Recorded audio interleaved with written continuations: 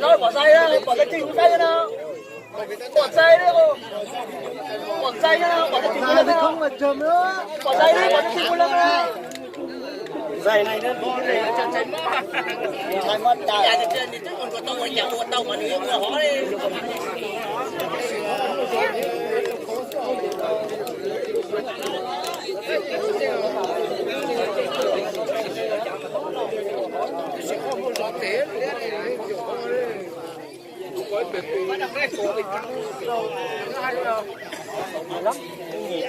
Ủa, lùa mà sẽ lấy dụng sức rồi.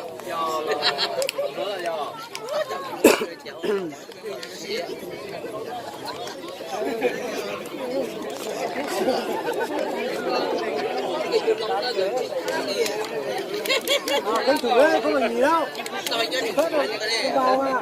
chẳng sát thiệt, tuổi giá đâu đấy. Bữa hết thời gian rồi. Dừng lên. Có phải đấu một chục rồi. Đấu loại nó mà. Ủa, thiệt thế mà. Đây là gà đó. Không biết nhau là để đồng tàu nó tay thêm là cái tàu.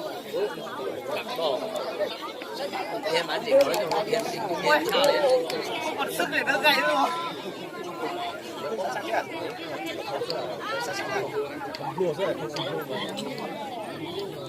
Thế là lấy việc khó mà mới xa xa hai ba chết chỉ xa xa hai ba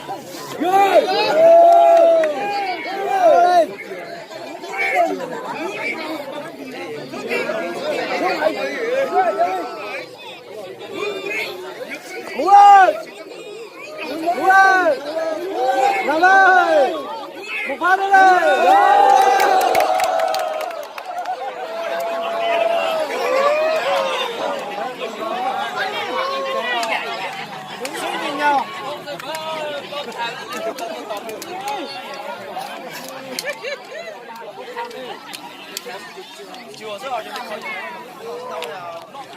Cái bọc từ lo lo cơ lo. Giờ để tôi thật lo còn sao rồi. Để tiếp tục không phải chỉ một rồi đấy, phải tiếp tục đấy. Chứ bảo người sai thì thắng luôn. Chuyện này đâu. Đây cả chơi chúng ta chỉ to. Bóc thang xong nghỉ một tí rồi xong là vào luôn. Chứ sao rồi? Cho bóc thang là xong là nghỉ một tí. Giải lao với anh 25 phút thôi. Tao làm à? Không cần tính chẳng lại tiếng tính đi nữa.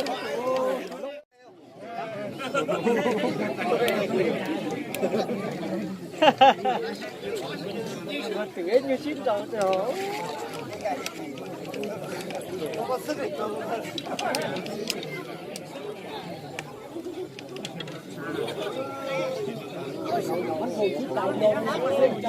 Ba nhỏ phải chỉ cái đầu nữa sát thở. Tàu vô đây nè. Để ý cho cái con đi gặp đấy. Là lên! Cú lên! Cú lên! Cú lên! Lại đây, lại đây! Cú lên! Cú lên! Cú lên!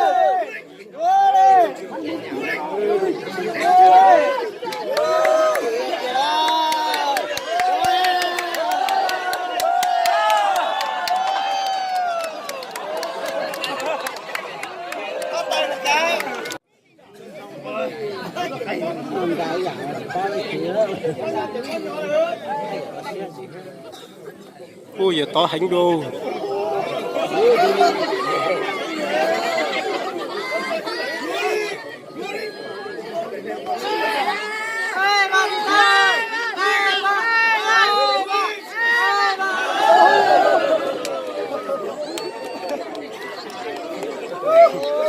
没来啊，那都老选择个谁嘛？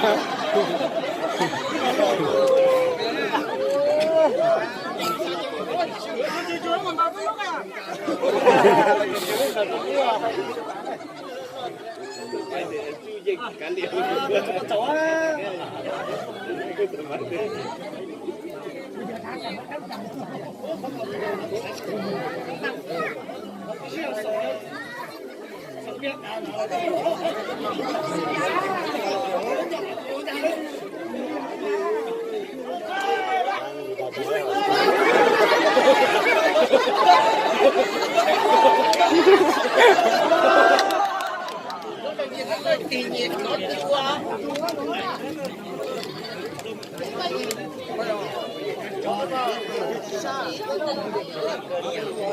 你哪要输嘛？我都输点说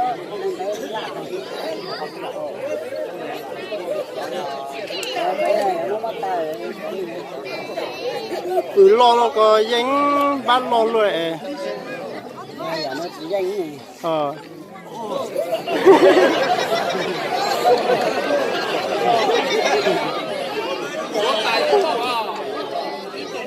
mỏi để mà thả ra gì của nó cá về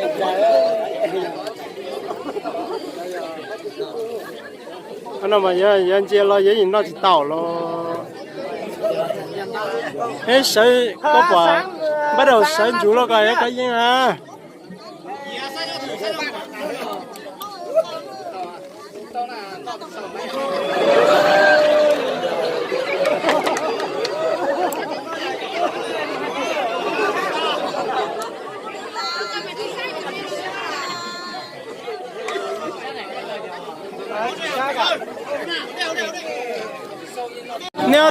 nếu tụ đối thủ trên nói chơi Uber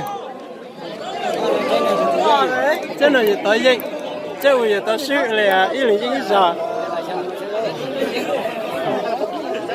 nó chỉ bao nhiêu tiền gì nữa